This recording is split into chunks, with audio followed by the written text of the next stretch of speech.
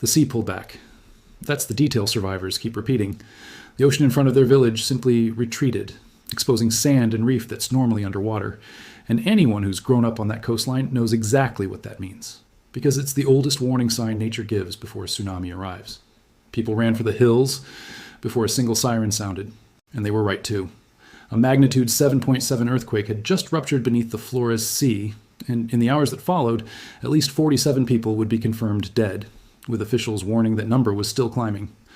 Let's break down exactly what happened, what's still unfolding, and why this specific stretch of coastline has a history that makes this moment even more sobering. Thank you for joining me. I want to walk through this one carefully and respectfully, because this is a real, ongoing disaster with real loss of life, and my job is to give you the facts clearly and honestly the way I always do on this channel. Let's start with exactly what happened. In the very early morning hours of Saturday, local time, an earthquake registering magnitude 7.7 struck in the Flores Sea off the northern coast of East Nusa Tenggara province in eastern Indonesia. The epicenter was located roughly 68 kilometers north-northwest of the city of Ende, closest to Nagekeo Regency in the town of M7. The U.S. Geological Survey placed the depth at just 10 kilometers, genuinely shallow for an earthquake of this magnitude. And I want to flag that number immediately because it's central to understanding why this earthquake produced the kind of violent, destructive shaking it did, and why it was capable of generating a tsunami. Let's talk about the scale of what people actually experienced on the ground. USGS estimates suggest that around 2 million people were exposed to strong to violent shaking as a result of this earthquake, with tens of thousands experiencing what's classified as severe shaking, hundreds of thousands experiencing very strong shaking, and well over 1 million more experiencing strong shaking across the wider region. This was not a subtle event. Residents described the shaking as massive, sudden, and terrifying, with entire families running from their homes in the middle of the night. Some scrambling with more than a dozen people crowded into a single household making a run for open ground. Let's talk about the tsunami, because this is genuinely one of the more frightening aspects of this disaster. And it's exactly why so many people fled toward higher ground before any official warning had even been issued. In the coastal village of Talabura, in Sika Regency, a resident described being woken by the shaking and immediately going to check on his child, only to find that many of his neighbors had already fled into the hills because the sea in front of the village had visibly receded, the water pulling back and exposing the seafloor, which is one of nature's oldest and most reliable warning signs that a wave is on its way in. Indonesia's Meteorology, Climatology, and Geophysics Agency, known as BMKG, did issue a formal tsunami warning shortly after the earthquake, urging residents across a wide stretch of coastline, spanning East Nusa Tenggara, West Nusa Tenggara, South Sulawesi, and Southeast Sulawesi provinces to stay away from beaches and riverbanks and move to higher ground immediately. That warning turned out to be well justified. Monitoring stations recorded actual tsunami waves at 10 separate coastal locations following the earthquake. The highest recorded wave reached just under a meter at a site called Morol End, with additional waves recorded at multiple other points along the coast, including sites in South Sulawesi and Southeast Sulawesi, hundreds of kilometers from the epicenter itself, which tells you just how far this tsunami's effects extended along the region's coastlines. The tsunami warning remained in effect for several hours before being lifted once monitoring confirmed sea levels had stabilized and no further dangerous wave activity was being detected. Let's talk about the human toll, because this is the part of the story that matters most, and I want to walk through it with the seriousness it deserves. In the hours immediately following the earthquake, Indonesia's National Disaster Management Agency, known as BNPB, began reporting casualties as search and rescue teams reached affected communities. The numbers climbed steadily through the day, from an initial handful of confirmed deaths up through 20, then 38, then 40, and ultimately to a confirmed toll of 47 based on provisional data compiled later that same day. Those deaths were concentrated primarily in a handful of regencies closest to the epicenter, with the heaviest losses reported in Manggarai Regency and East Manggarai Regency, and additional deaths confirmed in Sika, West Manggarai, Ngada, and Ende. Beyond the confirmed fatalities, dozens more were reported injured, and officials were explicit in stating that they expected the death toll to continue rising as rescue teams reached areas that remained cut off in the immediate aftermath. I want to explain why that toll was expected to keep climbing, because it speaks to just how difficult the response effort has been. Nagekeo Regency, the area closest to the earthquake's actual epicenter, was left largely inaccessible in the hours after the quake, landslides triggered by the shaking blocked roads leading into the region. And communication signals were disrupted, leaving rescue teams unable to reach some of the hardest hit communities by road at all. Search and rescue officials described attempting to reach the area by ferry instead, a genuinely difficult and slow undertaking when every hour matters for finding survivors. Multiple flights into East Nusa Tenggara province were cancelled in the aftermath as well, further complicating efforts to get personnel and supplies into the region quickly. Let's talk about the damage itself, because reports from across Flores Island describe widespread destruction. In Nagekeo Regency, a resident described numerous buildings damaged by the shaking, with panicked residents running for higher ground, and specifically mentioned that the waiting room at the port terminal in Momare, one of the larger towns on the island, had completely collapsed. Footage shared from the affected region showed structures crumbling into dust and rubble in real time, with residents screaming and fleeing into the streets. Local police described the disaster as causing severe damage and numerous building collapses across the region. In Nagekeo Regency alone, closest to the epicenter, roughly 2,000 villagers fled their homes for temporary shelters, either evacuated by authorities or leaving on their own initiative amid the chaos and continued aftershock activity. Let's talk about the aftershocks, because this earthquake did not happen in isolation, and the ground has continued moving since. More than 230 aftershocks were recorded across the island in the hours following the main quake, with the strongest reaching magnitude 6.2. Itself a significant earthquake in its own right, more than capable of causing additional damage to structures already weakened by the initial shock. Local weather and geological agencies indicated at the time that this level of aftershock activity could reasonably be expected to continue for several days following an earthquake of this magnitude, and that continued vigilance from residents in the region remained genuinely necessary. I also want to mention something that adds an extra layer of concern to this entire situation later on that same Saturday: a separate, unrelated magnitude 6. 9 earthquakes struck thousands of kilometers away on the island of Sumatra, on the opposite side of the country. I want to be very clear. These 2 earthquakes are not connected to one another. They occurred on entirely separate fault systems, at vastly different depths, and one did not trigger the other in any direct mechanical sense. Indonesia is simply an extraordinarily large and seismically active nation, sitting along thousands of kilometers of active plate boundary. And it is not unprecedented, though it is certainly sobering, for the country to experience multiple significant independent earthquakes within the same general window of time. Let's talk about why this specific stretch of coastline was capable of producing an earthquake this large and this destructive, because the tectonic setting here is genuinely complex and worth understanding. This region of Indonesia sits along the Pacific Ring of Fire, at a genuinely intricate junction where the Australian tectonic plate is being forced beneath the Indonesian archipelago, producing not just a simple single subduction boundary, but a complex zone of interacting faults, including what's known as the Flores back-arc thrust system, a structure that runs along the northern side of Flores Island and has a long, well-documented history of producing significant, shallow, destructive earthquakes, exactly like this one.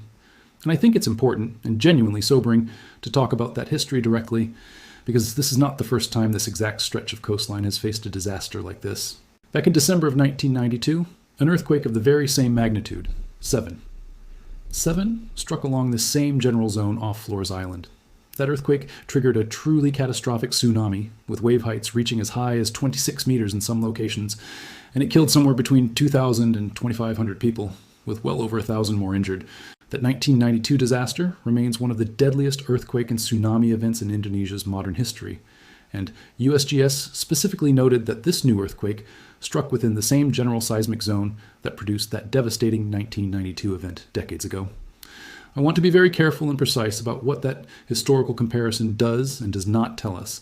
It does not mean this new earthquake was destined to produce a tsunami on anything close to that same catastrophic scale, and thankfully, based on everything we know right now, it did not. The tsunami waves recorded this time, cresting at under a meter at their highest point, were a small fraction of what this same region experienced in 1992. But that history absolutely explains why residents who felt the sea recede in front of them didn't wait for a siren, didn't wait for an official warning, and simply ran, because that kind of institutional and generational memory of what this coastline is capable of producing runs deep in these communities, and in this case, it very likely saved lives. I also want to mention, for context, that this region has seen other significant earthquakes more recently than 1992 as well, including a magnitude 7. 3 earthquake in the same general area back in 2021, which also triggered a tsunami alert that was ultimately lifted without significant reported damage or casualties. That more recent, less destructive event is part of why, even with a tsunami warning issued this time, there may have been some initial uncertainty about how serious the actual outcome would be, right up until the waves and the casualty reports started coming in. Let's talk about what's happening right now in terms of the ongoing response, because search and rescue operations remain very much active as we speak. teams have continued working to reach the hardest hit and most isolated communities, particularly in Nagekeo Regency. An assessment of the full scope of damage and casualties across the wider affected region remains ongoing.